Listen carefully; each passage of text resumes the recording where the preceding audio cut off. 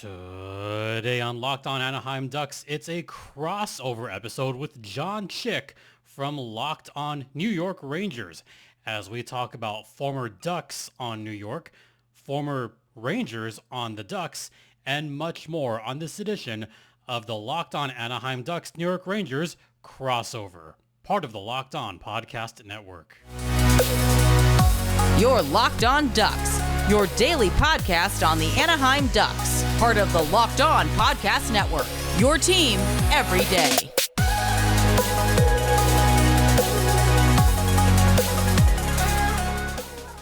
All right, so with no further ado, let's go ahead and kick off this very special crossover edition of Locked On New York Rangers and Locked On Anaheim Ducks. This is Jon Chik of Locked On New York Rangers, joined by my good friend Jason Hernandez of Locked On Ducks. And Jason, last couple of seasons here, we've seen some movement between these two teams.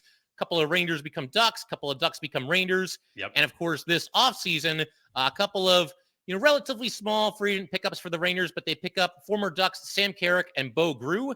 And of the two, Carrick, the more recognizable name. So might as well start with him. Spends part of 6 seasons with the Ducks, traded this past deadline season to Edmonton, and then signs with the Rangers 3 years at $1 million per season. And the Rangers were in the market for a fourth line center after they placed Barclay Goodrow on waivers, and he's of course now with the Sharks. But Yep. Jason, what can you tell us about Sam Carrick and just in general, what he brings to the table?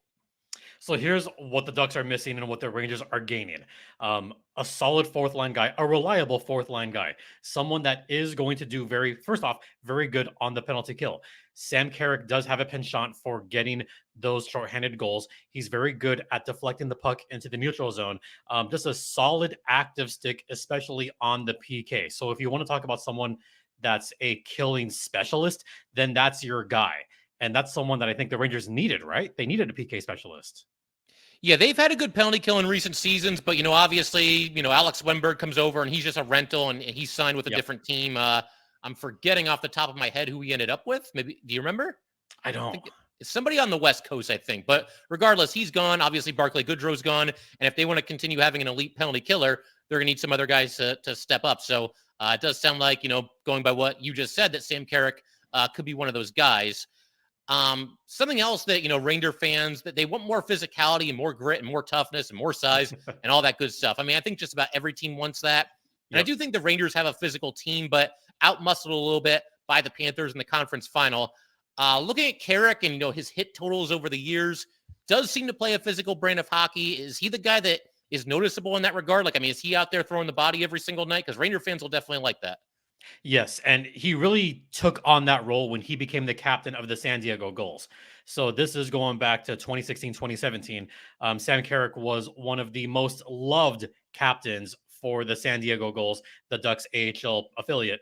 And that's when he really began to take on that role of, I'm going to protect my teammates. I'm going to, help those guys out and get in there whenever I can. And he's not afraid to take on the big boys. I mean, he's taken on guys like Jacob Doty. He's taken on some big, he took on Boko Amama once, who, is kind of like, he's a fighter.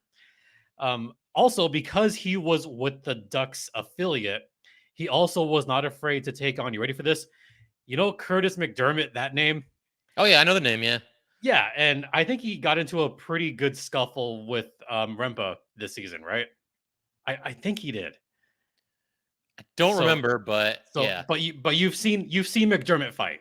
Yes. The fact that Sam Carrick took him on once during the freeway face-off between the Ducks affiliate and the Kings affiliate, that tells you the kind of character that he has. Is he is not afraid.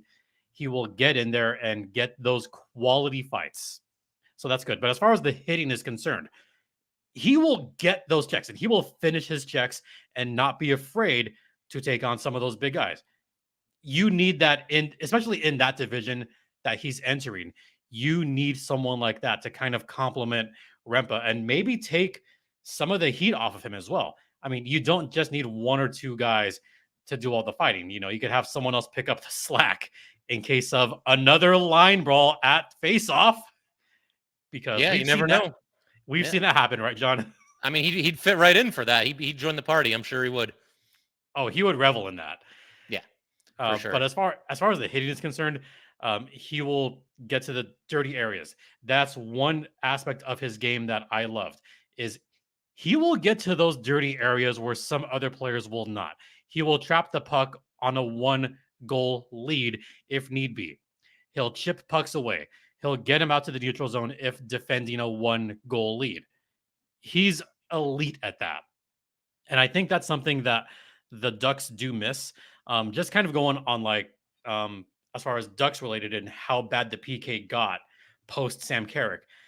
Before the trade, the Ducks PK was hovering around 80 something percent. After the trade, after Carrick and Henrique went to Edmonton, the PK after the trade was almost, you ready for this? 60%. Oof. For the penalty kill, John. It's basically flip a coin. Yeah. It really is. Yeah. The Ducks got scored on so much on the power play after Sam Carrick left. And that's when you realize what you're missing and what's gone from the Ducks now. So this is a good get for the Rangers. The fact that New York got him for just about $1 million, I would consider that a steal. Most teams pay their fourth liners a 1.5 to 1.9. Getting him at that low rate, that's a steal.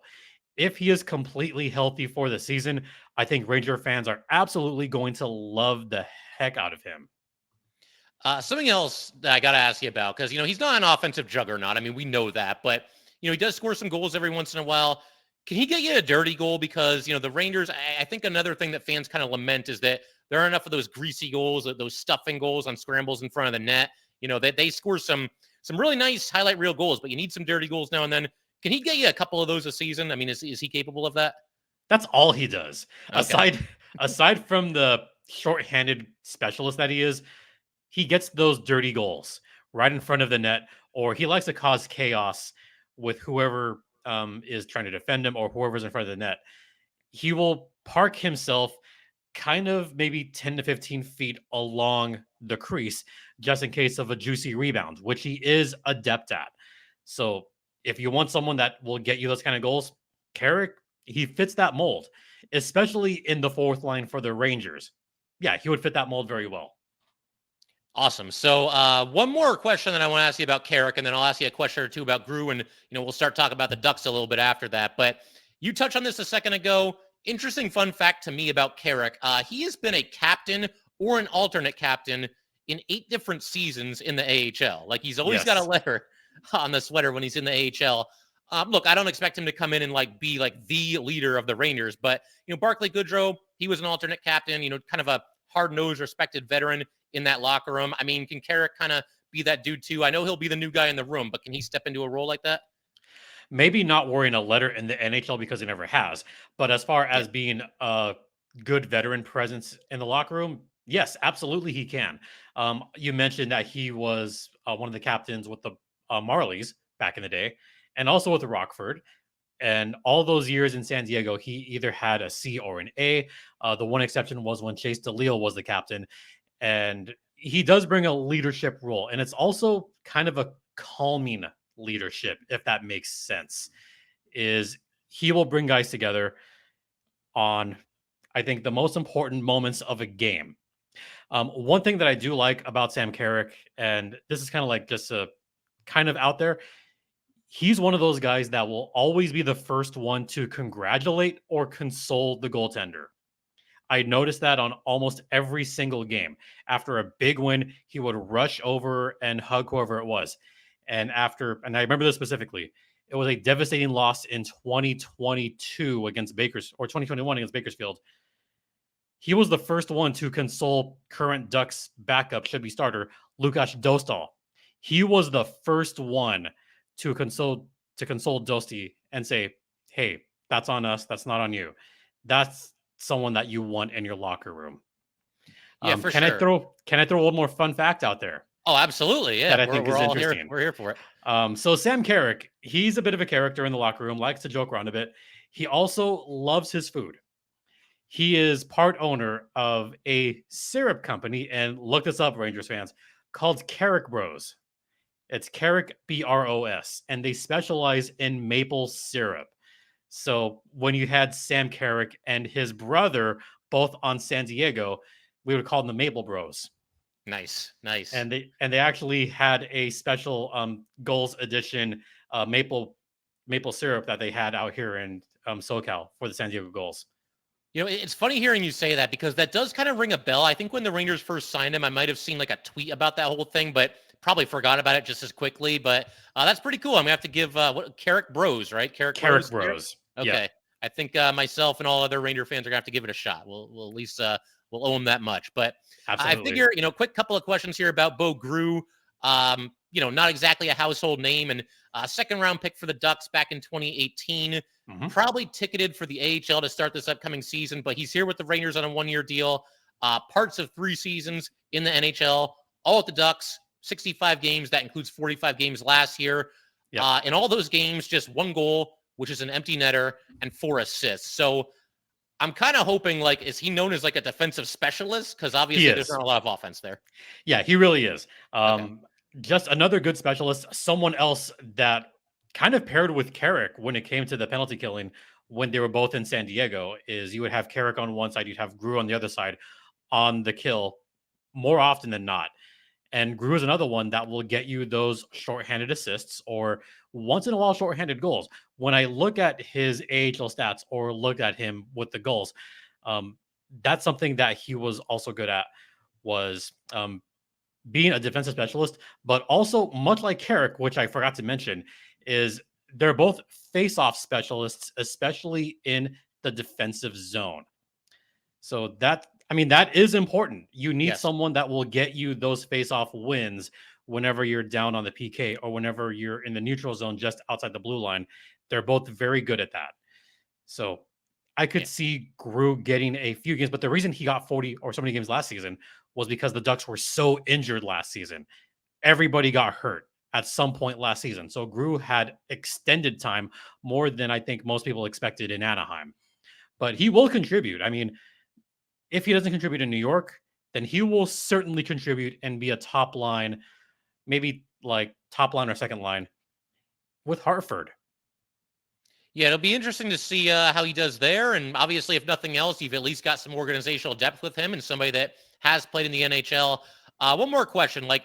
Do you think he can be an NHL regular, or is this one of those guys that's kind of going to be a career swingman and probably end up spending more time in the AHL than the NHL, if you had to take a guess at it? So the term I use for guys like that is I call them tweeners.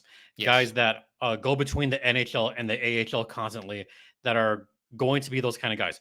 To be fair, I thought Sam Carrick was going to be one of those guys for the longest time, and then he broke through a couple of seasons ago. So, I mean, anything's possible.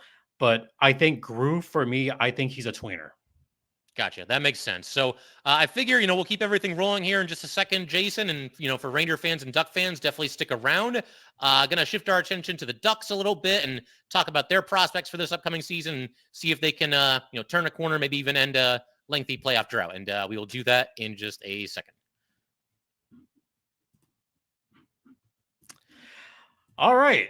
Now, a brief word from eBay Motors. Passion, drive, and patience, underline Duck fans, is what you need to bring championships and also what keeps your ride or die alive. eBay Motors has everything you need to maintain your vehicle and level it up to peak performance. Superchargers, roof racks, exhaust kits, LED headlights, and more. Whether you're into speed, power, or style, eBay Motors has you covered. With over 122 million parts for your number one ride or die, you'll always find exactly what you're looking for, much like the Rangers. And with eBay Guaranteed Fit, your part is guaranteed to fit your ride every time or your money back. Because with eBay Motors, you're burning rubber, not cash. With all the parts you need at the prices you want, it's easy to make your car the MVP and bring home huge wins. Keep your ride or die alive at ebaymotors.com. Eligible items only. Exclusions apply. eBay Guaranteed Fit only available to U.S. customers.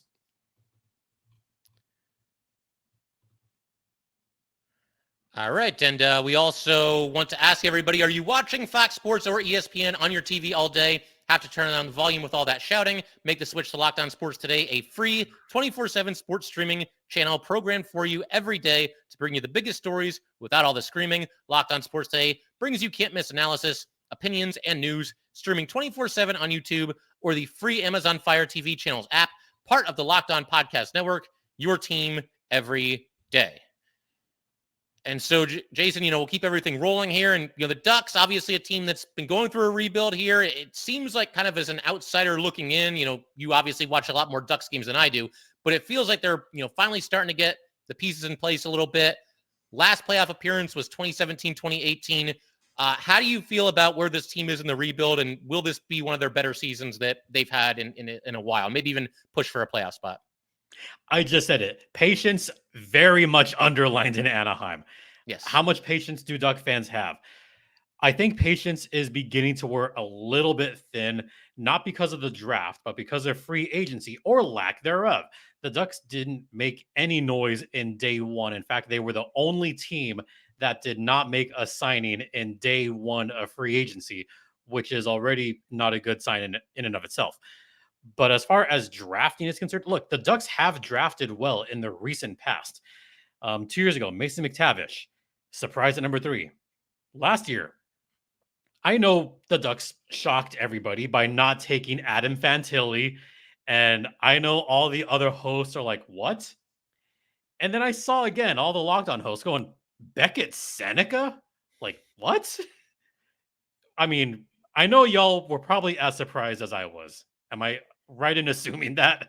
Yeah, I mean, I was pretty surprised, obviously looking at all the different mock drafts and everything. But when it comes to the draft, I mean, what did we know for sure this year? Celebrini was going to go number 1. And after that, I mean, anybody could fall at any time. And did you feel good about the Seneca pick? I do. And watching him live at development camp last week, I could see why the Ducks picked him up. And he's totally a Pat Verbeek, Greg Cronin kind of pick. Is someone that's going to do very well in transition, someone that's going to net you goals. But he's not the player from development camp that I'm most excited about. The player that I'm most excited about by far, and a rival of yours, is still pissed off about this. The Flyers are still pissed off about Cutter Gauthier, who he was the best player. I mean, I'm just going to put it out there. He looked like the best player in development camp last week. He was. He's going to get you highlight reel goals, but he's also going to get you goals that are just going to pick the corner. I mean, just clean shots, pick the corner, beat a goalie easy with that fast snapshot of his. Yeah, I'm most excited about Cutter Gauthier personally. Not that I'm not excited about Seneca or Stian Solberg. Those guys are going to be fantastic. And I think the reason I say patience underlined, it's going to take a year or two for those guys to fully develop. In the meantime, you have other players that are still developing, like a Pavel Mintyukov, like a Leo Carlsson, Mason McTavish. He's still developing. McTavish can barely drink. They're still young. They're still very young. So when I say have patience, I mean have patience. Are the Ducks going to make the playoffs this season? I have to be honest. I mean, I hate lying to the Locked On fans. Probably not. But do I think they could at least compete this season? Yes, I do think they could. If Zegras has a fully healthy season and plays more than a couple dozen games, then they'll be better automatically. If, I don't know, some guy like Mason McTavish decides to choose violence and just hit everybody and score 30 plus goals, yeah, they will automatically be better. If Pavel Mintyukov and Leo Carlsson really begin to start shining, then this Ducks team could be like, I mean, they could be scary, but like in a weird way, because I think most teams are not going to see it coming. They're going to run over the Ducks or look to run over the Ducks. They could be the one team in the National Hockey League this season that I think opponents are going to overlook because of what happened the last few seasons, because they look at the roster and go, oh, God, these guys are young. Like, what the F? Like 20, 21, 22, 19? Yeah, I mean, it's one of those things where, like, there's a couple of teams every season, I feel like, where maybe they don't have the best record, but they're one of those gotcha kind of teams where they can get anybody on any given night. And if you take them lightly, if you're not playing your best, I mean, there's very few easy wins in the NHL anymore. And if maybe the Ducks are that team with, all this youth and this exuberance here. And, I'm sure a lot of these guys embrace the challenge of wanting to be the group that turns things around there. So maybe they are. Maybe they're the gotcha team this year. They also in the first round, they had 2 first-round picks. They also had the number 23 pick. I'm not sure how to pronounce his first name. I'll be completely honest, but Solberg, the defenseman. Stian Solberg. Stian. Okay, so it's just how it looks. I probably overthought it there, but yeah, I mean they take him, and second of 2 first-round picks. How do you feel about that one? Because they've stockpiled a lot of early round picks the last few years. I actually talked about Solberg for more than a minute on prior podcasts before the draft because I was very high on him. He's like just a hard-hitting defenseman, but with a little more speed and a little bit more skill, who's got an extremely good active stick. He's a play killer. That's someone that you need. Someone that is going to be very defensively responsible. Not the biggest scorer, but someone who is going to help you along the blue line and someone that's just going to get you stops. Something that the Ducks haven't had the last few seasons. 2 years ago, the Ducks were historically bad. They allowed the most shots on goal in one season, and no one's going to break that record anytime soon. So the Ducks were looking for someone to have that kind of tenacity on the defensive end. And the fact that they pulled off that trade to move up in the draft, because the Ducks were originally thinking it was going to be an early 20s pick when they made that trade to the Oilers. And then the Oilers had to go and make that run. So what did the Ducks do? We're not standing at 31. We're going to trade up. And that was the coup de grace to the end of day one, I thought. Pat Verbeek hit a home run with this pick. Ducks fans are going to love him immensely. And also, we had a block party. We called it a flock party at the Ponds right after they got drafted. Solberg let out a few F-bombs in front of the Ducks faithful during the flock party, which prompted our host to say, hey, there's kids here. Solberg is going to be a great interview, guys. Yeah, no, I'm looking forward to that for sure. You need a little personality on your team, whether it's the Rangers, the Ducks, you need somebody to bring that kind of that energy into the room for sure. Yeah. I figure we'll keep everything rolling just a second. Couple other final thoughts on the Rangers, the Ducks. I definitely want to talk about Frank Vatrano because Ranger fans always wax poetic about him. Yep. Ducks have a big decision to make on him. So we'll get to that and some other things here in just a minute. All right, we just want to take a minute to let everybody know that today's episode of Locked On New York Rangers and Locked On Anaheim Ducks is brought to you by Game Time. Game Time is an authorized ticket marketplace of Major League Baseball, which makes getting tickets faster and easier. Prices on the Game Time app actually go down the closer it gets to the first pitch.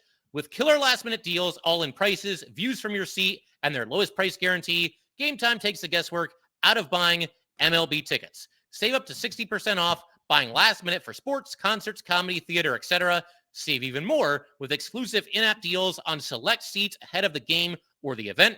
Save even more when you choose a section and let Game Time choose the seats. Take the guesswork out of buying MLB tickets with Game Time. Download the Game Time app, create an account, and use code LOCKEDONNHL for $20 off your first purchase. Terms apply. Again, create an account and redeem code LOCKEDONNHL for $20 off. Download Game Time today. Last minute tickets, lowest price guaranteed.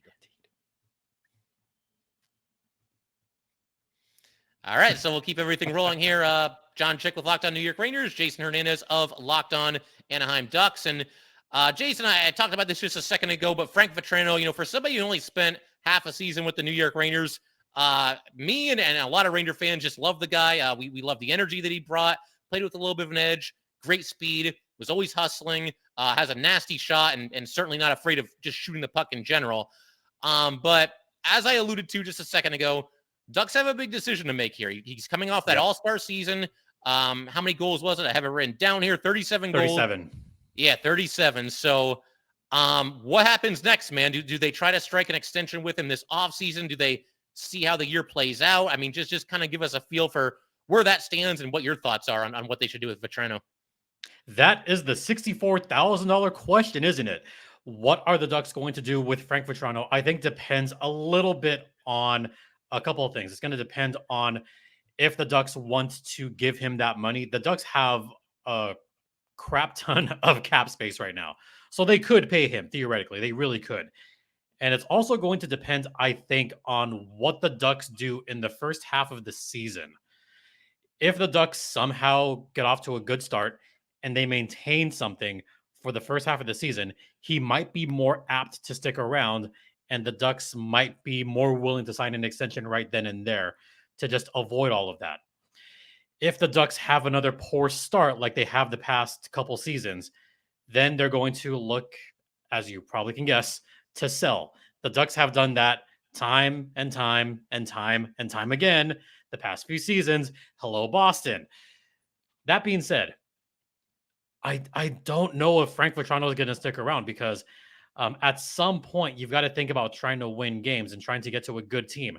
And I know there was those heavy rumors about Frank Vatrano going to the Rangers last trade deadline. I think the reason that a lot of teams kind of buckled on that is because Vatrano still had another year left on his contract. But a year left on that contract with under $4 million, I consider that a steal for the Ducks. I consider that one of the best signings of the Pat Verbeek era. If you can get that kind of production at under $4 million per season, then you look really good. And I project that Vatrano's going to get well north of $5 million on his next contract, especially if he has another 35 plus goal season. Then he'll be looking at above $5 million. And I guess the question then becomes, if he doesn't wind up in Anaheim, can other teams afford that? And I would think the Rangers could afford that. I think, right? It'll depend on some things. I mean, right now they have about $8 million in cap space, but they've got to get Braden Schneider under contract. They've got to get Ryan Lindgren under contract. They're both RFAs. So, the money's starting to get tight at that point. And, I mean, they could afford him probably at the deadline this season. If they were to strike a trade, next year's going to be almost impossible because that's when Igor needs to get paid. Lafreniere needs to get paid. Keandre Miller, maybe even Capo Caco. So I don't think it would work then. But okay, so I'll ask you this then. If the Rangers do want to go after Vatrano, but they also want to keep him and extend him, out of those names that you mentioned, because this is an interesting question now. Yes. Which of those names are the Rangers most likely be willing to let go? So, I mean, the answer would be Caco, but he's also the one that's going to command the lowest salary, unless he just goes off this year, because he signed a one-year deal as an RFA to stay with the Rangers for at least one more year, assuming they don't trade him. But of those players I just mentioned, I mean, I know some people are looking at Igor right now, and they're worried about what that contract's going to look like, but I just don't see how, when you're in a championship window, you can possibly even think about letting that guy walk. I mean, he's kind of got the upper hand on the Rangers right now and can almost, I mean, it can't be like a blank check, but in a way he can almost name his price. Because if he's not the Ranger goalie, then who is? I mean, I love Jonathan Quick. He did a great job last year, but the dude's like 38. I mean, they've got Dylan Garand in the AHL, but are you really going to do that? Just throw him into the NHL and, hey, you're our franchise goalie now. So they got to hang on to him. And Lafreniere, based on the season that he just had and, the fact that he's such a highly regarded player when he was selected first overall, I mean, the sky is the limit for this kid. He was unbelievable last year. So you got to keep him. I think Keandre Miller might be the one. And who knows, man? Maybe we're looking into the future. Maybe we're talking about some kind of Miller for Vatrano swap. I mean, I don't know. Ooh. That actually could make some sense. That could. It's right off the top of my head. So I'm not going to sign off on it right now if I'm the Ranger GM. But what is Miller's contract at? What's that? What's his contract at? He, I want to say, is around $4 million. I think he might be. Let's go ahead and look that up right now. We can't because Cap Friendly's dead. We have to look at the Cap Friendly's dead, so we're gonna head over to Puckpedia here. Puckpedia now. I believe Cap Friendly just went offline today. Is that right? Yeah, they did. Lucky that I did an episode right before Cap Friendly shut down. That's it, man. I lucked out. Okay, so Miller, $3.87 million for this season, and then next season he is an RFA with arbitration rights. So, ooh, wow. Yes. So that's a straight up swap, because that's about what Frank Vatrano's making as well. Yeah, it's one of those things. Like if the Rangers were to do that, Vatrano's going to only be here for one season, based on all the reasons that I just said. But if the Rangers feel like they can't afford to hang on to Keandre Miller anyway, and it gets near the deadline, but then it's like who replaces Keandre Miller in the lineup, and that could be a problem. So that's a tough call, man. I'd really have to sit down and think about it. But as far as just winging it here, you and me, and coming up with a fantasy trade, there's maybe something to that. I don't know, but I'd have to think about it a lot more. I mean, there's possibilities, but there's also possibilities that there could be like a salary dump that the Ducks could take on. Like if there's part of a salary that you need to dump, if someone is severely underperforming, but that's also assuming the Ducks have another really bad season before the deadline. I mean, there's a lot of Right. factors and variables that can go into this. I mean, it's no guarantee that the Ducks are going to be like bottom team again with all the guys coming up. So you never know. But I would Yeah, I say mean, if there more was, likely than not.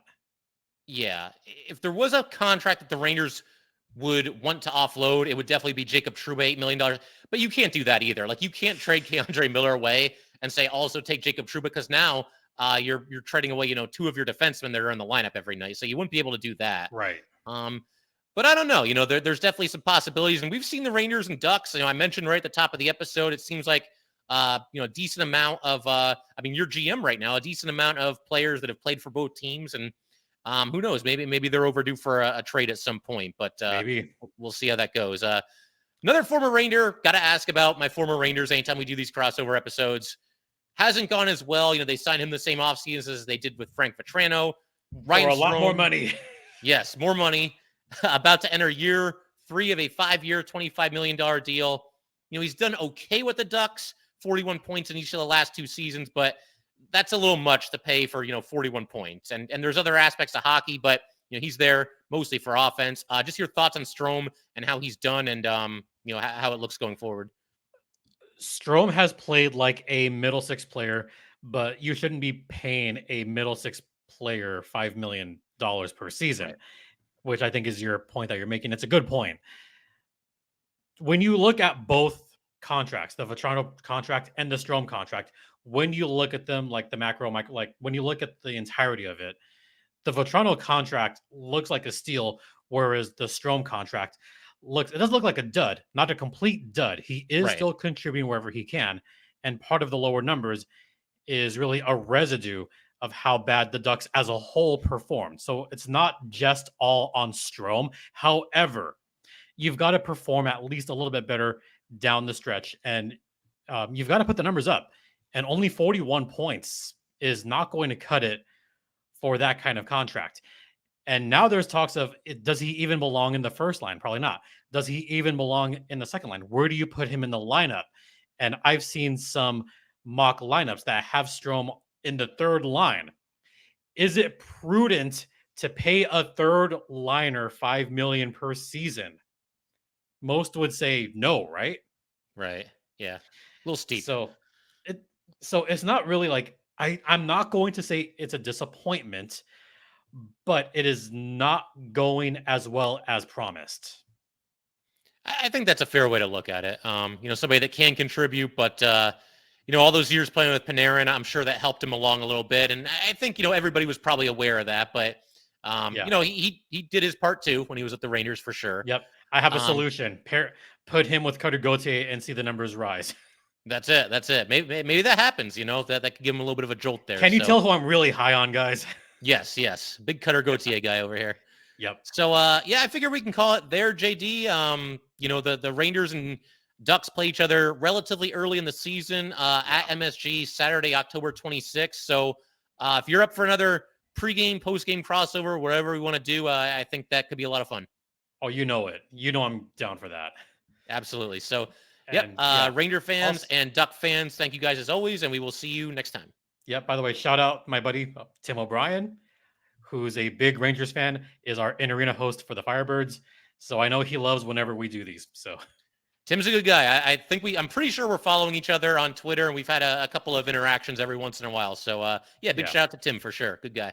And we will see everybody next time.